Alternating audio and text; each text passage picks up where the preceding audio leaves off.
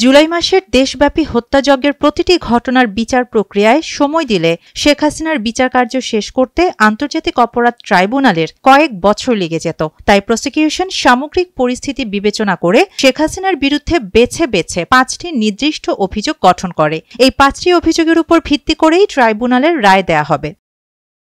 গত বছরের 14 জুলাই গণভবনে এক সংবাদ সম্মেলনে আন্দোলনকারী ছাত্রছাত্রীদের রাজাকারের বাচ্চা ও রাজাকারের নাতিপুতি উল্লেখ করে উস্কানিমূলক বক্তব্য দেন শেখ হাসিনা।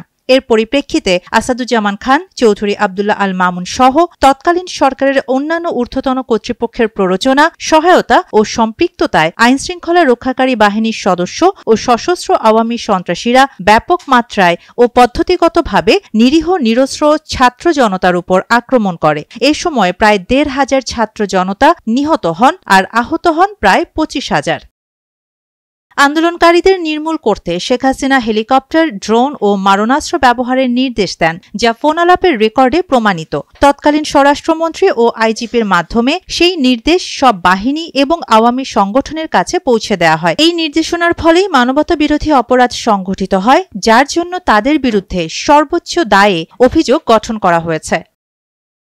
রংপুরে বেগম রোকেয়া বিশ্ববিদ্যালয়ের ছাত্র আবু সাইদকে গুলি করে হত্যার ঘটনায় শেখ হাসিনার পাশাপাশি আসাদুজ্জামান ও মামুনকে অভিযুক্ত করা হয়। রাজধানীর চাংখারপুলে আন্দোলনরত নিরীহ নিরস্ত্র 6 জনকে গুলি করে হত্যার ঘটনায়ও শেখ হাসিনা সহ 3 জনকে অভিযুক্ত করা হয়। আশুলিয়ায় নিরীহ নিরস্ত্র 6 জনকে আগুনে পোড়ানোর ঘটনায়ও অভিযুক্ত হয়েছেন শেখ হাসিনা, আসাদুজ্জামান ও মামুন।